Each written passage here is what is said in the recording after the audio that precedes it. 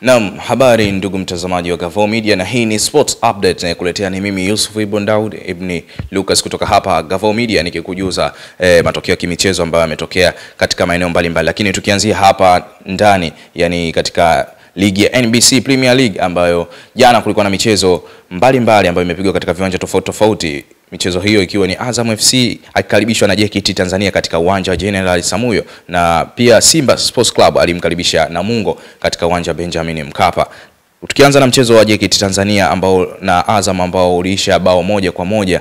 Ukizungumzia mchezo huo, ulikuwa ni mchezo mzuri sana wenye ushindani, na ulionekana kuwa pande zote mbili zikiwa zina hamu ya kushambuliana kwa wakati tofauti tofauti, lakini kwa kipindi cha pili JKT Tanzania ilikuwa bora zaidi kwa kuonesha ushindani mbele ya Azam. Hatimaye akapata bao la kusawazisha katika majira ya jioni zaidi. Lakini wawili hawa wanapokutana mechi za awali katika kiwanja hiko cha Meja General Samuyo, Azam FC amekuwa na matokeo magumu zaidi, hajawahi kupata matokeo ya ushindi mbele ya JKT Tanzania. Tunaweza kusema kwamba tumpe kongole kocha wa JKT Tanzania Hamadi Ali, ameonyesha ushindani mkubwa sana mbele ya Azam kwa miongo miwili hii, kwa kuweza kuwaonesha kwamba hapa ni nyumbani, hamwezi kutoka na alama yote. Lakini tukizungumzia mchezo mwingine ni kati ya Simba Sports Club dhidi ya Namungo. Mchezo huo umeisha mabao 3-0, Namungo akikubali kipigo hiko katika majira ya saa 2:15. Mchezo huo ulipata kuisha katika majira ya saa 3 na dakika kama 15 uliisha kwa mabao 3-0. Lakini kubwa zaidi ukimzungumzia beki Rushan Derak,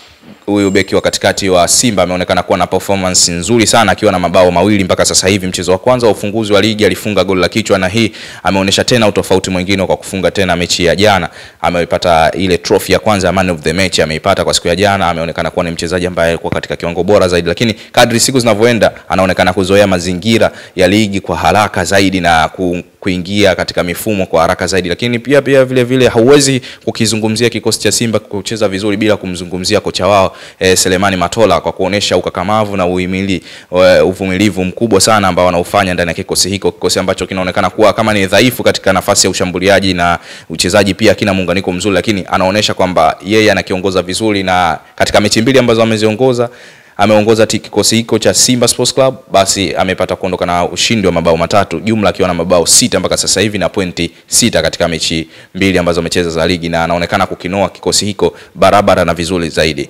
Lakini lingine ambalo limepata kutokea hapa katikati ni kuhusiana na timu ya Young Africans. Imeonekana ikimnyemelea kocha wao wa zamani Nasser Nabi, akionekana kutaka kurudi hapo ili kuchukua tena mikoba katika kikosi hiko cha Young African. Ukiangalia vizuri, Nasser Nabi alikuwa na nyakati nzuri sana alipokuwa Yanga. Aliweza kuifikisha katika finali ya CAF Confederation Cup, alichukua mataji hapa ndani ya NBC Premier League, alichukua ile taji la CRDB, akachukua mataji mengi zaidi akiwa na kikosi hiko cha Young Africans. Lakini aliweza kuwafikisha finali kubwa ya CAF Confederation Cup ya shirikisho hilo, aliweza kuwafikisha Young Africans, na baada hapo akaiacha na kuondoka. Lakini anatarajiwa kocha huyu kurudi tena kuchukua mikoba ya Romain Folz, ambaye ameonekana kutokuwa mzuri sana katika michezo kadhaa ambayo amecheza. Kumekuwa na malalamiko kutoka kwa mashabiki wakilalamikia uwezo wake wa ufundishaji katika kikosi hiko, wakisema kwamba timu yetu ni timu ya mafanikio, sio timu ya kutaka kusubiri na kungojeshana, kwa maana kwamba walime wapande wasubiri, wao wanataka kulima, kupanda na kula siku hiyo hiyo.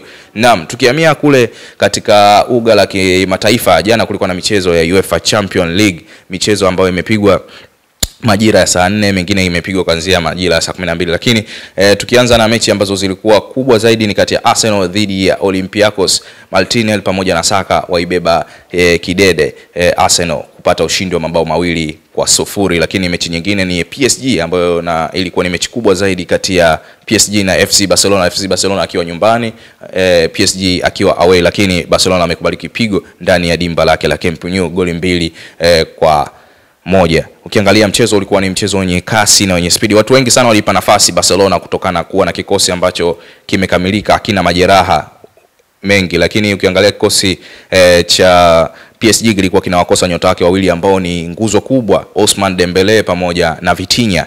Na pia vile vile Monaco anamlazimisha Man City, tunaweza kusema amemlazimisha sare ya bao 2-2. Mchezo ulikuwa ni mzuri sana ambao ulichezwa jana, na Man City amekubali kupata sare ya goli 2 ambazo goli zake Man City zilifungwa na Erling Haaland. Naam, ndugu mtazamaji, mpaka hapo tumefikia mwisho katika kukupa masuala mazima ya updates za kimichezo ambazo zimetokea siku ya jana, na leo pia kutakuwa na michezo mbalimbali. Usiache kutufuatilia Gavoo Media ili uweze kupata updates tofauti za kimichezo kutoka hapa ndani. Hadi wakati mwingine, bye bye. Gavoo Media, pamoja hatua kwa hatua.